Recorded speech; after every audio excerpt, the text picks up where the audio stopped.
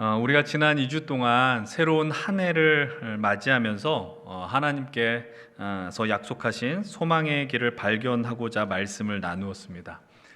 이제 이번 주일부터 이제 우리 2022년 연신교회 힘센 청년 공동체 주제의 말씀 올 한 해 함께 만들어갈 공동체를 소망하면서 새로운 말씀 시리즈를 시작하려고 합니다. 우선 올해 2022년 우리의 공동체 표가 무엇이냐? 우리 방금 광고 시간에 들으셨지만 다시 한번 제가 말씀을 드리겠습니다. 주께 감동받아 세상에 감동 주는 힘센입니다. 저를 한번 따라해 보겠습니다. 주께 감동받아 세상에 감동 주는 힘센. 한 번만 더 하겠습니다. 그래도 한 번 할 때 기억하는 거 같이 해주십시오. 주께 감동받아 세상에 감동 주는 힘센. 올해 우리가 주님께 감동받아야 하는 이유, 그리고 감동받는다는 것이 무엇인지 오늘 말씀을 통해서 충분히 나누고자 합니다. 그리고 이제 제가 계획하는 바로는 이제 올 하반기에는 우리가 주님께 감동받았다면 어떻게 세상에 감동을 줄 수 있는 인생이 될 수 있는지 그 말씀을 좀 나누어 보고자 합니다. 그리고 그 표의 주제 말씀이 바로 오늘 우리가 나누게 될 학계 1장의 말씀입니다. 이제 오늘부터 얼마간의 시간이 될지 모르겠지만 우리가 한 5주 6주 정도 생각을 하고 있어요.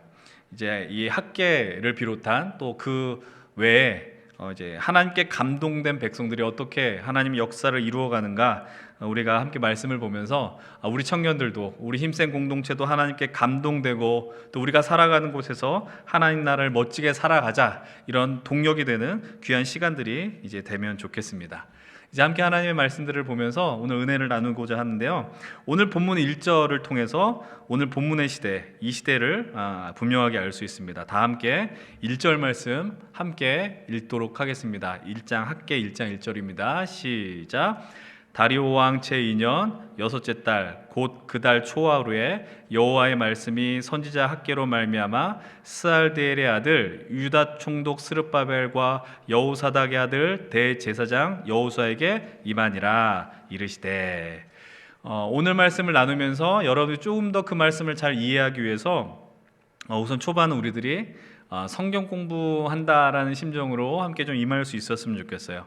그냥 분명하게 심플하게 말씀드리면 오늘 이 본문의 상황은 통일 이스라엘 왕국의 상황도 아니고, 쉽게 말하면 다윗과 솔로몬과 같은 그런 시대도 아니며, 또 이스라엘이 남과 북으로 나누어졌던 분열 이스라엘 왕국의 상황도 아닙니다. 정확하게 말하면 이제 북이스라엘은 아수르에 의해서 망하게 되고요, 남유다는 또 다른 바벨론에 의해서 망하게 됩니다. 그래서 이스라엘 민족의 많은 숫자가 타국으로 포로로 끌려가게 됩니다. 그리고 소수의 사람만이 지금 현재 살고 있는 땅에 남아있게 되는 것이죠. 그리고 시간이 흘러서 이제 그 시대에는 페르시아가 패권을 차지하게 되고, 그 페르시아의 고레스라는 그 왕을 통해서 타지 생활을 하고 있었던, 포로로 살고 있었던 이스라엘 백성들이 예루살렘으로 돌아오는 길이 열리게 되었습니다. 우리는 이것을 흔히 포로 귀환이라고 이야기를 합니다. 세 차례에 걸쳐서 포로 귀환이 벌어지는데, 우리가 오늘 보는 장면은 이제 첫 번째 포로 귀환 이후의 장면이 되는 거예요. 그것은 기원전 536년 즈음에 이루어지게 됩니다. 그때 중심 멤버가 누구냐면 오늘 1절에 봤었던 스룹바벨과 예수아를 중심으로 이루어지게 돼요. 그들이 왜 그렇다면 다시 돌아오게 되었느냐? 우리가 그 질문을 던질 수가 있어요. 우리가 시간을 아끼기 위해서 화면에 말씀을 띄우겠습니다. 에스라 1장 5절 6절의 말씀입니다. 함께 또 읽겠습니다. 시작.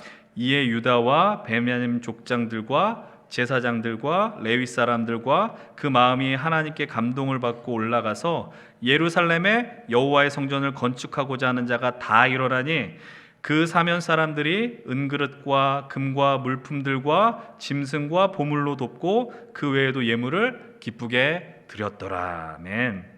이 말씀이 어디서 나오냐면 에스라 1장에서 고레스 왕이 명령을 내리는 거예요. 너희들의 하나님이 내게 감동을 줘서 내가 너희로 하여금 너희가 살고 있는 그 땅으로 돌아가게 한다라는 거죠.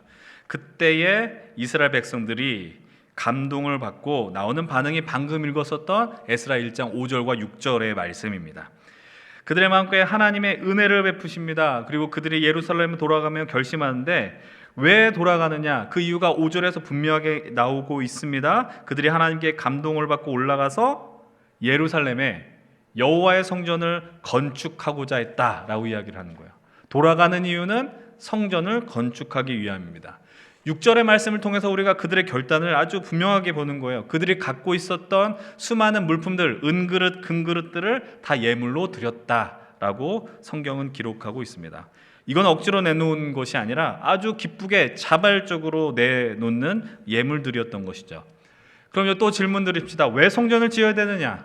하나님이 지으라고 했으니까. 이런 단순한 의미에서 벗어나서 그들이 왜 성전을 짓고자 하느냐? 하나님을 만나기 위함입니다. 간단하게 표현하면 하나님을 향한 갈망으로 성전을 짓는다라는 것이죠. 여러분, 그들은 어떤 민족입니까? 그들은 하나님께 예배하는 민족입니다. 그들이 400년의 시간 동안 애굽에서 갇혀 있을 때 하나님이 그들을 불러내십니다. 우리는 그걸 출애굽이라고 이야기하죠. 출애굽의 목적 역시 무엇입니까? 하나님을 예배하는 거예요. 하나님을 예배하기 위해서 하나님 그들을 광야로 이끌어내고 예배의 백성으로 만들기 위해 이끌어내셨다. 그렇기 때문에 그들은 다시 포로 상황에서 그들의 고향으로 돌아가는 데 있어서 어떠한 갈등도 없이 그리고 더 나아가 자신의 소유를 아낌없이 자발적으로 기쁨으로 드릴 수 있었습니다. 이제 시간이 흐르게 됩니다. 그리고 시간이 흘러서 오늘 본문의 현장, 이제 학개서 1장의 말씀이 되었습니다.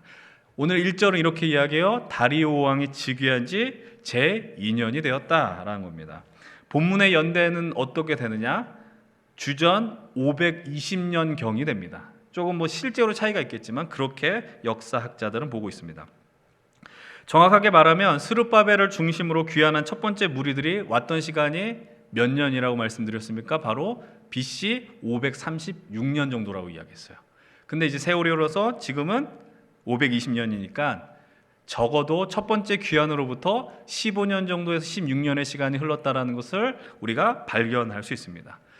그럼 우리가 상식선에서 한번 생각해 봅니다. 여러분들, 물론 지금의 시대와 당시 시대의 어떤 건축 기술들의 차이가 있었을 거예요. 땅과 하늘 차이겠죠. 그럼에도 그들이 짓는 것은 으리으리한, 우리나라에서 제일 높은 어떤 롯데월드 타워 수준의 건물을 짓는 것은 아니었습니다.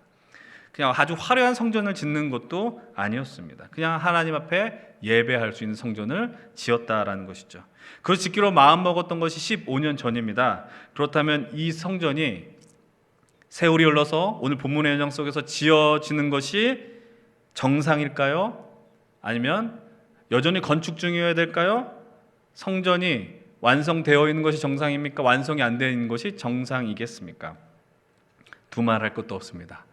성전은 완성되어 있어야 됩니다. 15년, 16년의 세월 충분히 지을 수 있는 시간이라는 거예요. 근데 오늘 본문의 현실은 뭐라고 이야기합니까? 완성되어 있지 못해요. 성전이 있지 않더라라는 거예요. 그렇다면 왜 15년이 지났음에도 성전이 완성되지 못했을까요? 어떤 일이 있었길래 이들은 왜 성전을 짓지 못하고 있었을까요? 어떤 방해가 있었습니까? 여러분, 본문 2절의 말씀을 또 함께 읽어보겠습니다. 본문 2절 함께 읽겠습니다. 시작. 만군의 여호와가 이같이 말하여 이르노라. 이 백성이 말하기를 여호와의 전을 건축할 시기가 이르지 아니하였다 하느니라. 하나님께서 학개를 통해서 이스라엘 지도자들, 특별히 스룹바벨과 대제사장 여호수아에게 말씀을 전하세요. 근데 이렇게 말씀하시는 겁니다. 너희 백성들이 이런 이야기를 한다. 아직 여호와의 성전을 건축할 때가 이르지 않았다라는 이야기를 하는구나. 여러분, 이 말의 의미가 무엇입니까? 그들이 처음 예루살렘에 왔을 때 엄청난 의욕을 갖고 왔다라고 말씀드렸어요. 자기가 갖고 있는 물건을 다 드리면서 우리가 빨리 가가지고 아주 좋은 성전을 지어야 되겠구나, 그 열망으로 가득 찼다라는 거예요. 그런데 세월이 흘렀어요. 15년의 세월이 흐르면서 그들이 첫 마음을 잃어버렸습니다. 마음이 식어버렸어요. 그러면서 이렇게 이야기하는 겁니다. 아주 입장이 바뀌었어요. 지금은 성전 건축할 때가 아니다. 왜 그들의 마음 가운데서 성전을 짓고자 하는 마음이 사라졌을까요? 아마 첫 번째로는 의욕 상실이 아니었을까요?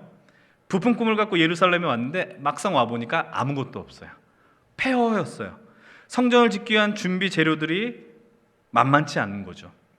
성전 짓는 일은 참으로 중요한데 현실에 뭔가 더 눈에 띄는 게 있었습니다. 그것이 무엇이냐면 내 몸 하나 건수하기도 어려운 거예요. 지금 나 하나 먹고 사는 것도 건사하기 어려운데 그들의 모습인 것 같아요. 여러분, 근데 이들은 어떤 이들일까요? 여러분들, 이 포로로 끌려갔으면서도 희망을 잃지 않았던 이들이었습니다. 이들이 포로로 끌려가면서도 들었던 이야기가 있어요. 자기 아버지로부터, 할아버지 때로부터 듣는 이야기가 무엇이냐? 쉽게 말하면 우리 때는, 나 때는 이런 거예요. 우리 때 솔로몬의 영광의 이야기들을 우리들은 듣고 자랐단다. 하나님께서 복을 주셔서 우리 이스라엘은 다윗의 별, 솔로몬의 영광, 그 영광도 회복해야 된다. 이 이야기들을 수차례 많이 들었다라는 거예요. 그러면서 포로 생활을 견디게 하는 원동력이었다는 거죠. 하나님께서 우리에게 복 주시고 하나님 은혜를 베푸신 민족이 바로 우리 이스라엘 백성들이다. 근데 여러분, 말로만 듣던 것과 전혀 다른 현실이 지금 눈앞에 있는 겁니다. 여러분, 그 현실은 그들의 힘을 아마 쭉 빠지게 했을지 몰라요. 적절한 예인지 모르겠지만 여러분들이 누군가를 만나고 소개받게 되었을 때 카톡 프로필을 보면 막 설레일 때가 있었어요. 근데 막상 나갔더니 전혀 다른 사람이 못 알아보겠는 거야. 그때 힘이 빠지죠. 거의 그런 상황과 진배 없는 것들이 있는 거예요. 또 그들이 성전을 짓지 못한 분명한 이유가 있습니다. 그것은 바로 성전을 짓는 것을 방해하는 세력들이 있었어요. 이스라엘 백성들이 예루살렘으로 돌아와서 성전을 건축한다는 소식이 들리는데 누구한테 들리냐면은 성경은 이렇게 이야기를 해요. 유다와 베냐민의 대적들이 듣는다라고 이야기해요. 바로 사마리아 사람들이에요. 나중에 언급할 기회가 있겠지만 신약 성경에서 유대인들과 제일 대적하고 원수같이 지냈던 이들이 누구냐면 사마리아 사람들이었어요. 그냥 단순히 사마리아 사람들은 혼혈이다, 피가 섞여서 싫어했다, 이런 것이라고 우리가 생각하는데 실제로는 이들이 돌아왔을 때 가장 극렬하게 반대했었던 사람이 사마리아 사람들이었어요.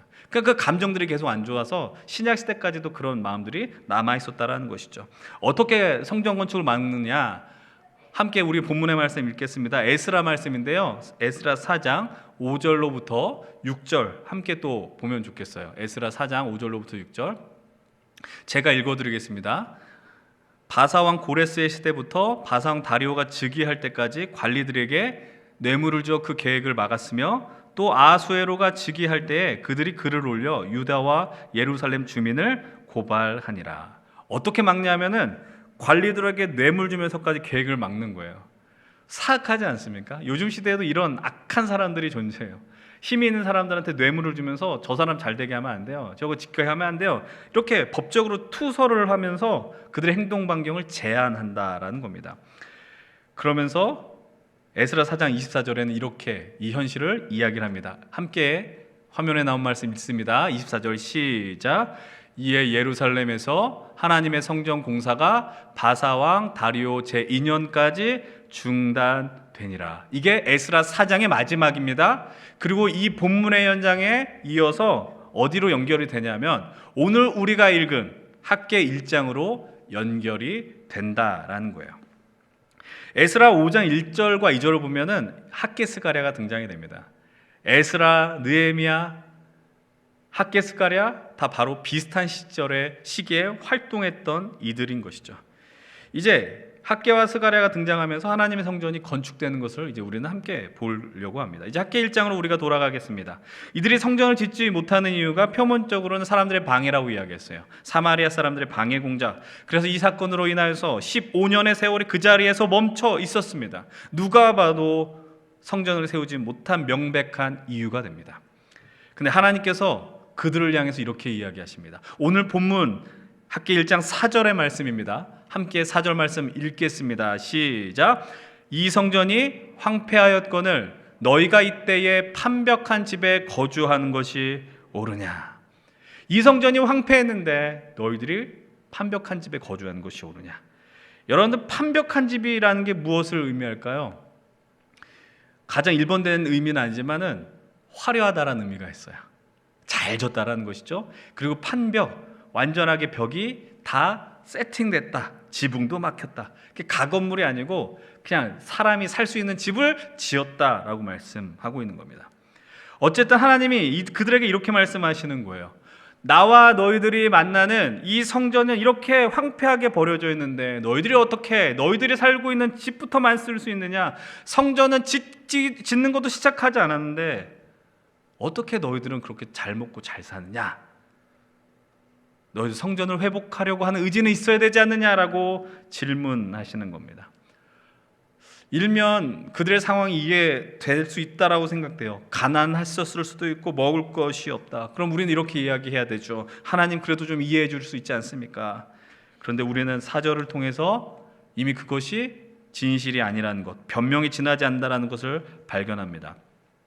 그들은 자신의 집을 완성시켜 놨어요. 성전이 지어지기 전에.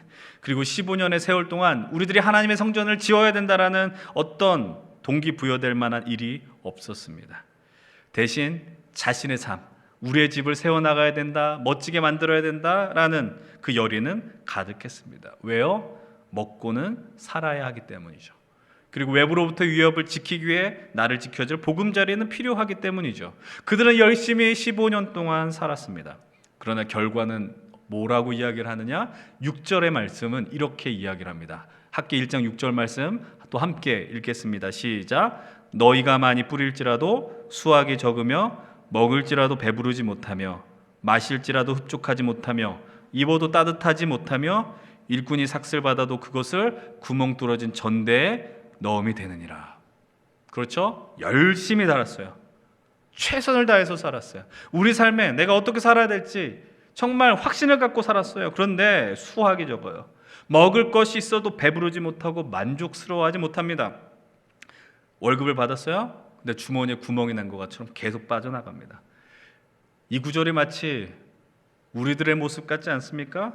오늘 이 시대를 살아가는 사람들의 모습처럼 느껴지지 않아요? 열심히 여러분들 살잖아요. 정말 열심히 공부하고 열심히 취업 준비하고 또 열심히 직장 생활해요. 그런데 마음속에 만족과 기쁨이 없어요. 슬픈 현실이라는 거죠. 월급을 받았는데 바로 카드 회사에서 수금을 해버리죠. 지쳐버려요. 어렵다라는 거예요. 오늘 우리가 이 말씀 속에서 하나님이 우리를 향해 전하고자 하는 말씀의 중심을 분명하게 여러분들 짚어내셔야 됩니다. 여러분 이 본문을 읽다 보면 우리 이런 생각 분명히 할 수 있어요. 인간적으로 보면 하나님 너무 매몰차시다. 하나님 너무 인간적이지 않아. 하나님께서 말씀하시는 것이 무엇입니까? 너희들은 좋은 집 사는데 왜 나는 왜 이렇게 허름한 집 줘? 이런 의미일까요? 너희들은 50평대 아파트 사는데 왜 나는 원룸 하나 줘? 라고 이야기하시는 것일까요? 이런 항의를 하나님께서 이 백성들을 향하여 하시는 것이겠습니까? 이 본문을 그렇게 이해하셨다면 여러분 성경을 잘못 읽고 있는 것입니다. 하나님을 아주 유치하게, 하나님을 아주 수준 낮게 보고 있는 것이죠. 여러분 하나님이 지적하는 건 이거예요. 왜 그들 향해서 이렇게 말씀하시는 겁니까? 너희들에게 너희들의 인생의 첫 번째가 뭐냐라는 거예요. 너희들에게 인생에 있어서 우선순위가 무엇이냐라는 거예요. 너희들의 삶에 정말 중요하게 여기는 것이 무엇이냐 질문하고 있는 겁니다. 하나님께서 그들 향해 말씀하십니다. 너희는 성전을 건축하라. 하나님께서 무엇 때문에 이런 요청을 하시는 걸까요? 그들도 먹고 살기 바쁘기 때문에 그냥 성전 짓지 않았을 것인데 15년 동안 방치한 것 아닐까요? 아닙니다. 여러분 성전이란 건 하나님을 만나는 것이며 하나님의 영광과 대면하며 하나님과 소통하는 곳입니다. 하나님과 만나는 건 그들에게 있어서 오늘도 우리 마찬가지지만 중요한 문제의 현장입니다. 그런데 자신들의 놓여진 현실 때문에 무엇을 먼저 해야 되는지 무엇이 중요한지 잊어버렸습니다. 엄밀하게 말씀드리면 포로로 돌아오고 귀환한 다음에 성전을 짓기로 마음먹었어요. 아주 열심히 마음먹었어요. 그런데 놓여진 상황은 절망이고 어떻게 해야 될지 모르고 심지어 사마리아 사람들에게 방해가 극심하게 오는 거예요. 여러분 근데 이게 방해가 아니고 기회처럼 그들에게 여겨졌을지 몰라요. 성전 짓는 거 쉽지 않은데 방해까지 되네? 잘 됐네. 그냥 내 현실에 집중하자. 자연스럽게 성전 건축을 그만둘 수밖에 없었습니다. 그래서 하나님께 예배하는 자리가 없습니다. 어떤 일이 벌어질까요? 자연스럽게 하나님을 망각하는 일이 벌어져요. 하나님을 잊어버리는 거예요. 하나님과 함께 했는데 그것을 놓치고 있다라는 것이죠. 오늘 본문에서요 계속해서 반복해서 나오는 단어가 있어요. 2절에도 나오고 5절, 7절, 9절 계속 나와요. 나 만군의 여호와가 이같이 말하노라. 여러분 우리 하나님은 이스라엘만의 하나님이 아니고요 우리 교회만의 하나님도 아니죠. 만군의 하나님이세요. 온 우주 만물을 창조하시고 모든 것들의 주인이 되시는 분이시죠. 근데 그들을 향해서 얘들아 너희들이 바라봐야 하는 이는 바로 나이다 라고 말씀하시는데 너희들 지금 무엇하고 있냐라고 이야기하시는 거예요. 어떤 일들이 벌어지고 있습니까? 하나님을 잊어버리니까, 하나님을 망각하니까 그냥 자기 자신만 보이는 거예요. 내 문제만 보이고, 내 집에 없는 것만 눈에 보이고, 먹을 것이 없어 보이는 것이 보이고, 부족한 것들만 보이고, 나의 어려움과 고난과 절망만 크게 보이게 되는 거예요. 그러다 보니 어떤 일이 벌어지냐? 원망의 마음이 커지는 겁니다. 기쁨이 없는 겁니다. 물론 그들이 다 잘 살았을 거라고 생각하지 않아요. 그러나 그렇지만 그들을 더 힘들게 한 것은 상대적인 빈곤이었을 거예요. 여러분, 본문에도 분명히 이야기하지 않습니까? 집을 다 짓긴 했는데 만족이 없다라는 거죠. 수확을 거두긴 거두었는데 원하는 만큼의 양이 아니다라는 거예요. 저나 여러분들은 별 차이가 없을 거라 생각을 하는데, 제가 성인이 된 이후에도 우리나라가 80년대 같은 그 고성장을 기록한 적은 한 번도 없었어요. 국가성 경제 성장을 7%, 8%, 10% 그거는 한 7, 80년대 일이지 90년대 이후로는 그런 일이 벌어지지 않았다라는 거예요. 저는 들으면서 경제가 좋아졌다라는 말을 들어본 적이 없는 것 같아요. 어른들은 계속 그 얘기예요. 불경기다, 이 얘기 계속 하셨어요. 근데 우리나라의 경제력 순위는 제가 어렸을 때부터 한참 올라가 있었어요. 탑 10이 아니고 G7 이렇게 밑으로 계속해서 순위가 올라가게 되는 거예요. 우리가 아무리 어렵다 하지만 최소한 우리들 먹을 것도 있고 입을 것도 있어요. 그리고 핸드폰도 들고 다녀요. 엄청난 일 아닙니까? 한 달에 예전엔 전화세 2, 3만 원도 되지 않았어요? 근데 핸드폰을 들고 다니니까 어느 순간에 그 몇 배로 뛰기 시작하는 거예요. 커피도 예전에는 여러분들 집에서 믹스 커피나 먹었던 우리들이 아메리카노를 일주일에 적어도 한 번 이상은 사 먹잖아요. 과거에 어렵고 오늘도 어렵고, 그런데 어찌되었든 평균적으로 다 다를 수 있으니까 예전보다 나은 형편을 살고 있다는 거예요. 그런데 오히려 더 많이 가지고 누리게 되면 생기는 부작용이 있더라고요. 그것은 무엇입니까? 바로 만족과 기쁨이 없습니다. 왜냐하면 갖다 보면 우리는 더 갖고 싶고 더 누리고 싶고, 그것은 우리의 죄악 때문입니다. 이게 아니라 우리의 그냥 본능이에요. 연약함 때문이죠. 사랑하는 여러분들, 지금 하나님께서 우리 연신 힘센 청년들 향해 요청하는 것이 무엇입니까? 너의 인생에 성전을 지으라는 거예요. 성전을 져라. 너의 삶에 나와 만날 그 자리를 만들어라. 하나님과 교제하면서 살라고 요청하는 겁니다. 너희들이 살 수 있는 길은 바로 나라고 절규하시는 거예요. 우리가 예수 그리스도를 주로 고백하고 하나님의 자녀로 살겠노라 결단한 이상 최소한 그 고백이 있기 때문에 이 자리에 있는 건 아닙니까? 그렇다면 여러분들, 우리의 우선순위가 무엇인지, 우리 삶에 제일 되는 것이 무엇인지 늘 자신을 점검하며 돌아보셔야 된다는 거예요. 하나님을 사랑하는 것, 그분께 반응하며 우리가 하나님을 예배하며 살아가는 백성이라는 명확한 의식이 확보되지 않으면 하나님의 마음을 따라 살아가는 것이 쉽지 않더라라는 것이죠. 우선순위가 올바르지 않고서는 절대로 바른 삶을 살아내는 것이 없다라는 겁니다. 그래서 우리들이 하나님을 만나는 자리, 하나님의 영광을 대면하는 자리, 이 예배를 갈망하셔야 됩니다. 저는 우리 힘센 청년들이 이 예배를 더 갈망할 수 있었으면 좋겠습니다.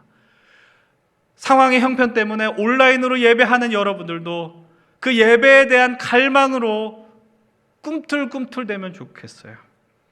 이 코로나 시대에 세상은 교회를 향하여서 이렇게 이야기합니다. 모이지 말라고 하는데 왜 모이느냐? 너희들 헌금 때문에 그러지. 이렇게 비아냥거리는 일들이 아주 비일비재합니다. 그러나 우리들은 깨닫고 있으니까 이 자리에 있는 겁니다. 그것이 무엇이냐? 우리가 하나님께 예배하기 위해 창조되었다라는 거예요. 여러분, 온라인과 오프라인 어떤 형태로 우리가 예배드리는 그런 접근이 아니라 이사야 43장 21절의 말씀과 같이 이 백성은 내가 나를 위하여 지었나니 나를 찬송하게 하기 위함이라고 했던 하나님의 그 분명한 우리 창조 목적, 우리가 하나님을 예배해야 하는 인생이라는 것을 여러분들 기억하시기 바랍니다. 그런데 그런 가운데서도 우리는 우리의 머리로는 또 이해할 수 없는 하나님을 늘 만나게 돼요. 여러분, 그들이 하나님을 향한 이 마음, 하나님을 향한 사랑, 이 결심을 이젠 포기한 사람들입니다. 이걸 오늘 우리로 치면 이런 것과 비슷한 거예요. 우리가 교회에 다녔고 세례도 받았고 은혜도 받았습니다. 또 우리가 청년부 활동하면서 수련회 가서 방언받고 콧물 흘리면서 기도도 했고 봉사도 합니다. 교사로서도 헌신하고, 근데 현재는 그건 과거의 일로 지나쳐버리고 내 삶에 지나치게 몰두하고 있는 거예요. 하나님의 영광이 아니라 이젠 내 영광을 위해서 집중하며 하나님의 성전은 집은 엉망으로 만들어 놓고 내 집에 몰두했던 이스라엘 백성들. 근데 그들을 향해서 하나님께서 오늘 뭐라고 말씀하고 있습니까? 오늘 본문 12절 13절 함께 읽겠습니다. 12, 13절 시작. 스알디엘의 아들 스룹바벨과 여호사닥의 아들 대제사장 여호수아와 남은 모든 백성이 그들의 하나님 여호와의 목소리와 선지자 학개의 말을 들었으니 이는 그들의 하나님 여호와께서 그를 보내셨음이라. 백성이 다 여호와를 경외하며 그때에 여호와의 사자 학개가 여호와의 위임을 받아 백성에게 말하여 이르되 여호와가 말하노니 내가 너희와 함께 하노라. 아멘. 너희들이 나를 무시하고 너희들이 나를 조롱했지만 그럼에도 불구하고 내가 너와 함께하며 너희를 사랑한다. 이것이 하나님의 본심이라는 겁니다. 여러분, 얼마나 놀라운 하나님의 은혜이고요, 우리 어떤 계산 이성을 뛰어넘는 하나님의 사랑입니까? 하나님이 이렇게 말씀하지 않았어요. 너희들이 똑바로 살면, 너희들이 성전 지어주면 함께 해줄게 라고 얘기하는 게 아니에요.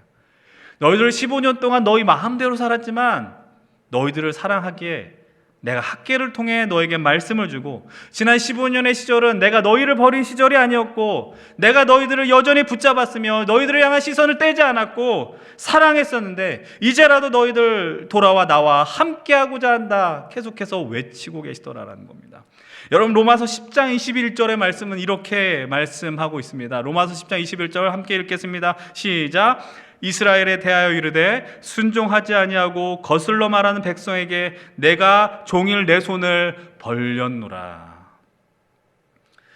그들이 지금까지 죄가 가득한 인생이었고 하나님을 무시한 인생이었고 영광을 돌리지 못한 인생이었으나 지금도 여전히 내가 너희를 향하여 이렇게 팔 벌려 있어라고 말씀하신 하나님의 음성이 이스라엘만이 아니라 오늘 이곳에 함께하는 이 예배 자리에 동참하는 우리들에게도 들려야 하는 겁니다.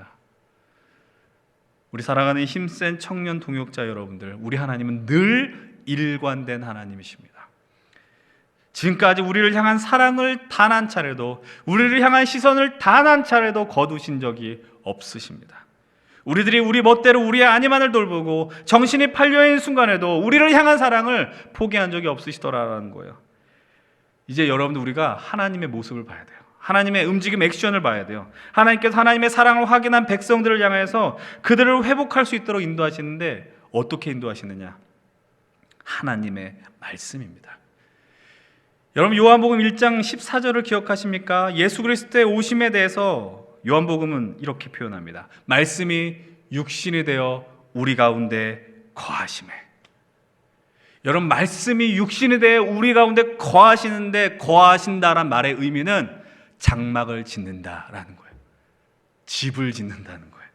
하나님이 육신이 되어, 말씀이 육신이 되어 우리 가운데 거하신다. 말씀이 우리 마음에 오셔서 집을 짓고 있다라는 거예요. 예수님께서 인간의 몸으로 오신 이유는 눈에 보이는 성전을 지으라는 것이 아니라 눈에 보이지 않는 성전을 말씀을 통해 짓기 위해 오셨다라는 것이죠. 오늘 하나님께서 15년의 세월 동안 모든 걸 내려놓았던 그들에게 학개를 통하여 말씀하실 때 어떤 역사가 이루어집니까? 이 말씀이 육신이 되어 우리 가운데 거하는 사건이 오늘 이 본문의 현장 속에서 어떻게 이루어집니까? 오늘 본문 14절 말씀입니다. 함께 14절의 말씀 읽겠습니다. 시작.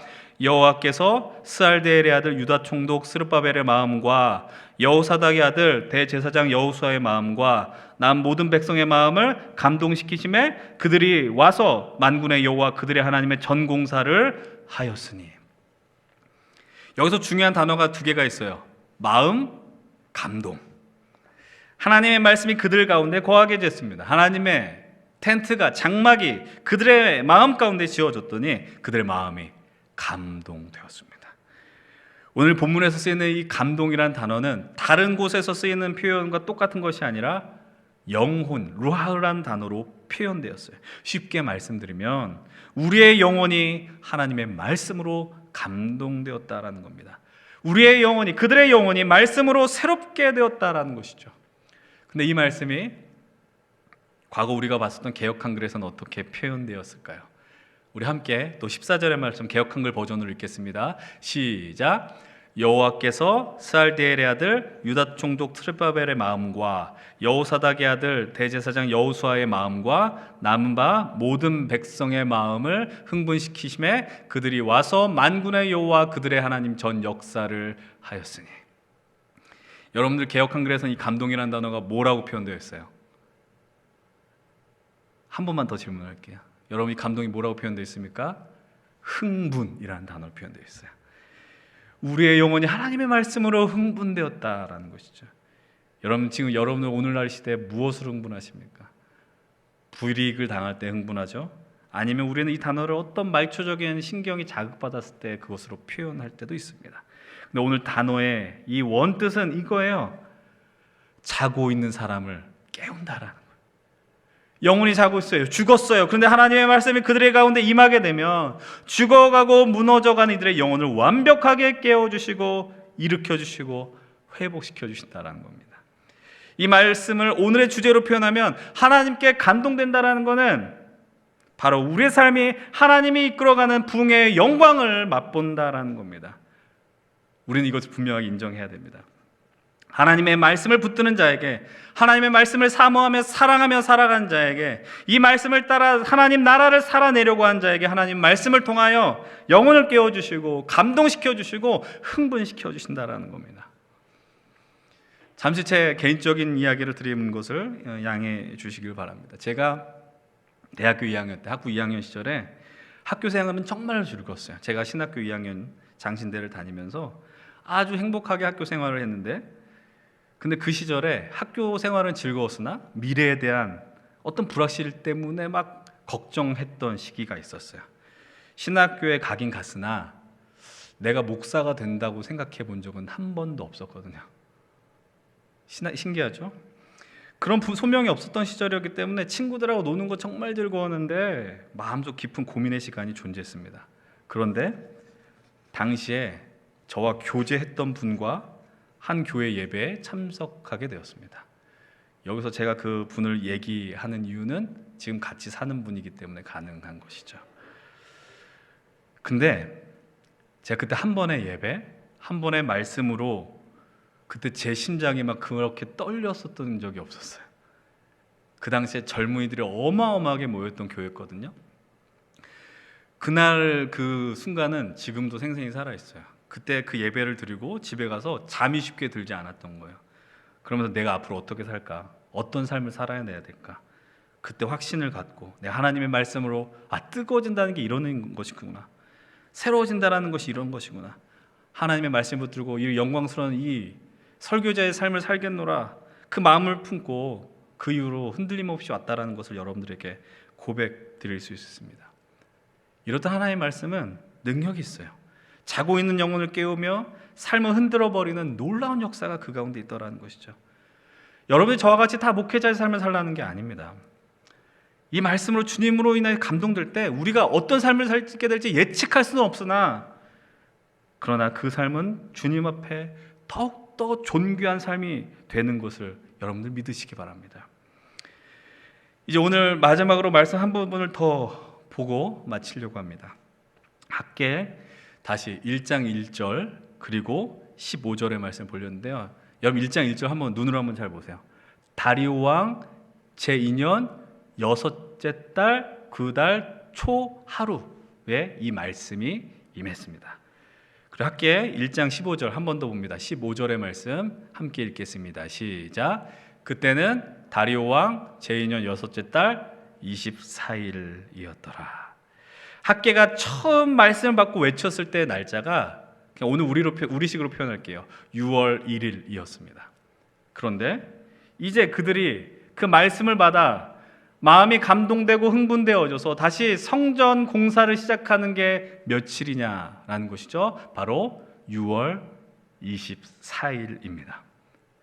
15년의 세월 동안 아무런 것도 하지 못했던 이들이었어요. 다 주저앉고 삶의 환경으로 낙심하며 내가 되지 않는 이유만 찾았던 이들이 그들의 인생 속에 말씀이 들어가니 자고 있는 영혼을 흥분되어 깨워졌더니 24일 만에 그들이 하나가 되었습니다.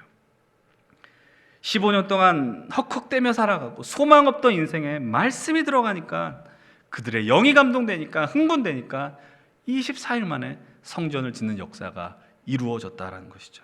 사랑하는 우리 연신 힘센 청년 여러분들, 우리가 하나님의 말씀으로 감동되면, 우리의 마음에 그분이 집을 짓고 살게 되면 우리의 인생은, 삶은 분명 하나님 안에서 온전하게 변화될 수 있음을 믿으시길 바랍니다.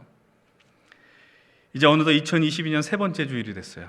벌써 세 번째 말씀을 나누는데, 올해 우리 함께 청년 공동체 주제를 고민하면서 오늘과 같이 이 청년들에게, 청년 세대들에게, 여러분들 주변 친구들 다 비슷할 것 같습니다. 이렇게 주일을 지키고 예배를 드리는 모습이 희한하게 보여주고, 교회는 그냥 하나의 민폐지점처럼 여겨지는 이 시대 속에서 우리가 다시 이 믿음의 공동체를 세워간다는 게 무엇이냐, 제 스스로에게도 질문 던지고 참 고민을 많이 하고 있다라는 것이죠. 어떤 사역을 감당해야 될까? 소위 말하면 어떤 프로그램을 해야 되고 어떤 성경 공부를 해야 될까? 과거같이 단기 선교를 막 하고 어떤 수련회를 열심히 하고 이런 상황도 아니며, 새롭게 대두된 온라인 사역을 필요가 없다는 것이 아니라 그것이 궁극적인 해결책은 아닌 것 같은데, 그렇다면 자연스럽게 코로나 때문에 예배 멀어지고 공동체 멀어진 이들을 향해서, 청년들을 향해서 교회에 다시 나오십시오, 예배 나오십시오, 이런 요청이나 구호는 씨알도 먹히지 않는 소리가 됐어요. 그러면서 깨닫게 된 것 중에 하나가 바로 오늘 이 말씀, 학계 말씀이었습니다. 하나님의 말씀으로 감동된 이들이 어떻게 하나님의 역사를, 성전을 지어가는지, 이 선포가 여러분들에게 어떤 교만함이나 이렇게 허풍으로 좀 들리지 않았으면 좋겠어요. 제가 여러분들에게 할 수 있는 게 무엇이 있겠습니까? 친하게 지는 거, 새롭게 부임했으니까 여러분들 찾아서 전화하고 밥 먹고 차 마시고 해야 돼요. 그거 해야 돼요. 맞아요. 근데 내가 할 수 있는 게 뭐냐? 잘할 수 있다라고 말씀드리는 게 아니에요. 저보다 그 사역을 훨씬 더 잘 감당할 수 있는 목사님들은 충분히 많이 계시는데, 지금 제 위치에서 여러분들에게 할 수 있는 것이 무엇일까?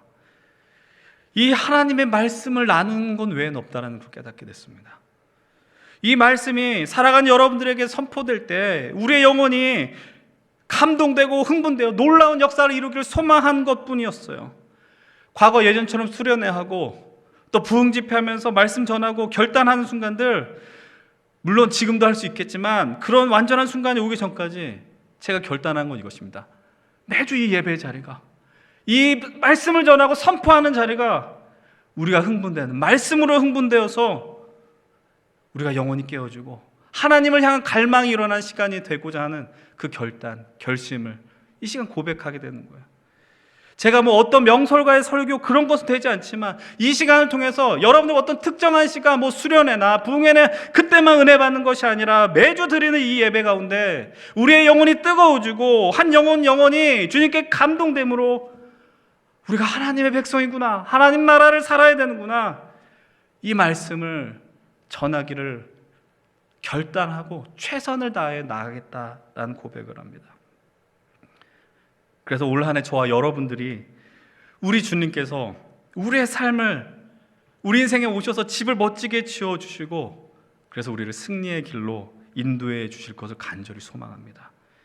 여러분들의 삶에, 여러분들의 영혼에 지어지는 이 성전, 그 하나님의 말씀이 들리는 이 예배 자리를 포기하지 맙시다.